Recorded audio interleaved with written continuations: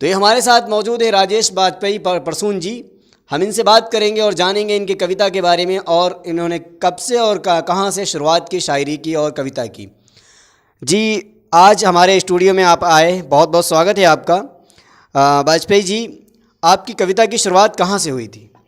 हमारी कविता की शुरुआत लगभग 1994 से कवि सम्मेलन सुनकर हुई। पहले कुछ मन के भावों को लिखा करता था, फिर बड़े कवियों जैसे श्री आलोक सीतापुरी, श्री कमलेश मौर्य मृदु, श्री रामकृष्ण पांडे संजय आदि कवियों के संपर्क में रहा। तो अक्सर ये सुनने में आता है कि कवि जो होते हैं चोट खाए होते हैं, तो क्या कुछ ऐसा भी है क्या आपके साथ? हाँ, कुछ है, थोड़ा बहुत छंद सुनेंगे तो हम आपको सुनाएंगे। बिल्कुल सुनेंगे, और आप अपनी दिल की भावनाओं को, अपनी प्यार को, अपनी मोहब्बत को हमारे जो हमारे दर्शक हैं इन तक ज़रूर पहुंचाएं। आप क्या सुनाना चाहेंगे? जी, कवि धर्म का निर्वहन करते हुए सबसे पहले तो मैं न्यूज़ 9 टीवी चैनल का हार्दिक आभार व्यक्त करता हूं, जिन्होंने मुझे आमंत्रित किया, और कवि धर्म का निर्वहन करते हुए 4 पंक्तियां माँ शारदे के चरणों में निवेदित करता हूं कि शुचि भाव सुकोमलता के सदा मम मानस में उमगाती रहो माँ। शुचि भाव सुकोमलता के सदा मम मानस में उमगाती रहो माँ।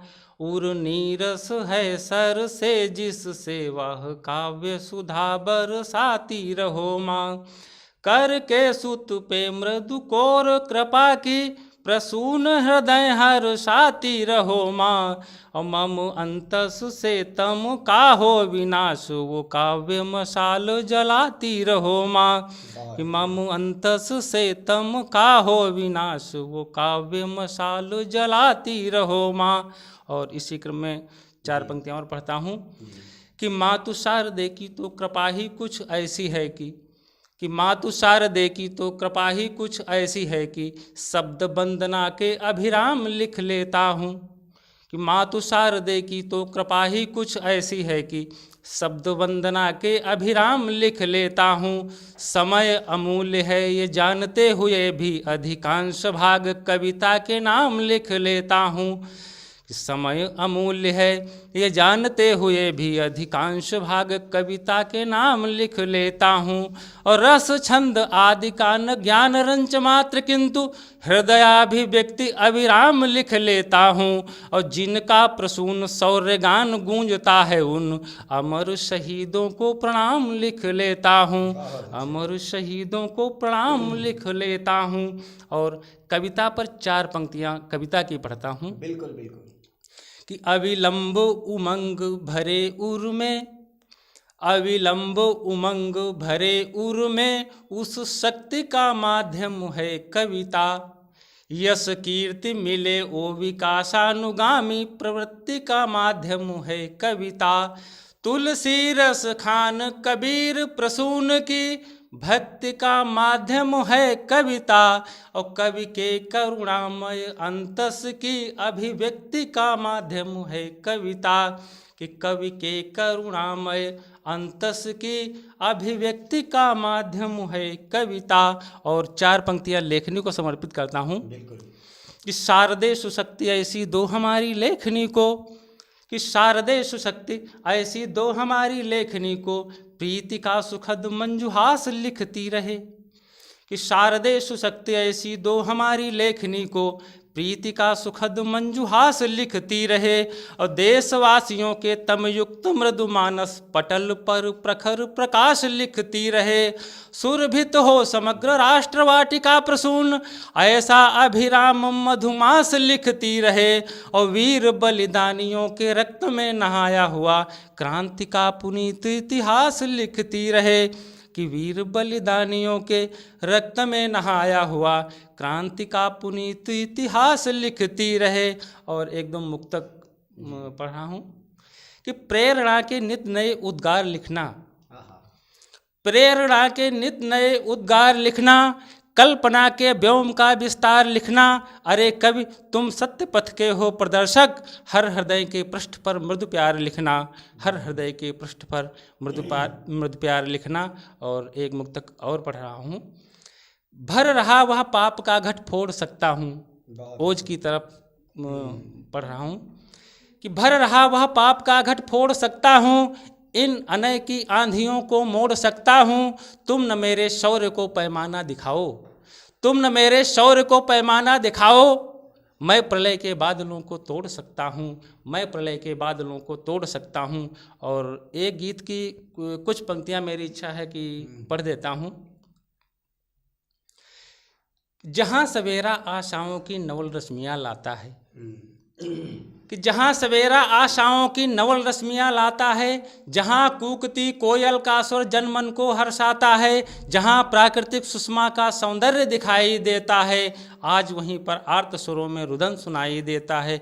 ये पंक्तियाँ जो है, एक सीमा पर सैनिक शहीद हो जाता है, तो शहीद का शव जब उसके घर पर आता है, उस समय का एक चित्र खींचने का प्रयास किया है कि जहाँ सवेरा आशाओं की नवल रश्मियाँ लाता है, जहाँ कूकती कोयल का स्वर जनमन को हर्षाता है, जहाँ प्राकृतिक सुषमा का सौंदर्य दिखाई देता है, आज वहीं पर आर्त स्वरों में रुदन सुनाई देता है, आज वहीं पर आर्त स्वरों में रुदन सुनाई देता है। मातृभूमि का कणकण जिसको प्राणों से भी प्यारा था, वो इकलौता सपना था, माँ की आँखों का तारा था। उसके तन को जब वह गोली बनकर काल छुई होगी, बहना की आँखों में भी तब बिजली कौंध गई होगी, बहना की आँखों में भी तब बिजली कौंध गई होगी। जब शहीद का शव लेकर सेना की टुकड़ी आती है, चित्र देखें कि जब शहीद का शव लेकर सेना की टुकड़ी आती है, दरवाजे पर जमा भीड़ भीषण कोहराम मचाती है। सोचो कितना दर्दनाक उस पल मातम छाया होगा, लिपट तिरंगे में शहीद का शव जब घर आया होगा, लिपट तिरंगे में शहीद का शव जब घर आया होगा। माता आहें भरती थी जो दिल दहलाने वाली थी, कि माता आहें भरती थी जो दिल दहलाने वाली थी, बेटे से ही हर दिन होली थी, हर रात दिवाली थी। शव से लिपटी पत्नी थी, घंटों तक होश ना आता था, पास खड़ा उसका बेटा भी रह रह कर चिल्लाता था, पास खड़ा उसका बेटा भी रह रह कर चिल्लाता था।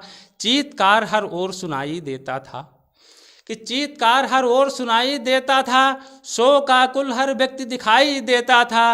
वृद्ध पिता को भी कुछ लोग संभाले थे, वृद्ध पिता को भी कुछ लोग संभाले थे, आँखों के आंसू कब रुकने वाले थे। उलझन थी, बेचैनी थी, बेहाली थी, सपनों का अस्तित्व मिटाने वाली थी, सपनों का अस्तित्व मिटाने वाली थी। वृद्ध पिता ने अपने हाथों से जब चिता सजाई है, तब मैंने कविता लिखने को अपनी कलम उठाई है। भारत माँ की आँखों में जब पीड़ा पड़ी दिखाई है, तब मैंने कविता लिखने को अपनी कलम उठाई है। बहुत बहुत धन्यवाद। दोस्तों, ये राजेश प्रसून वाजपेयी जी थे। इन्होंने सबसे पहले माता के चरणों में, जब माँ के चरणों में चार लाइनें रखीं, तो मुझे भी एक हमारे मित्र हैं, कवि मित्र, उनकी 2 लाइनें याद आ गईं कि मैया ललना के जैसे दुलरावा करो, मैया ललना के जैसे दुलरावा करो, हम बुलाई ना बुलाई मुला आवा करो, हम बुलाई ना बुलाई मुला आवा करो। बहुत ही हृदय से ये अपनी प्रस्तुति पेश कर रहे थे और आप तक पहुंचा रहे थे। हमारे साथ बातचीत करने के लिए बहुत बहुत शुक्रिया।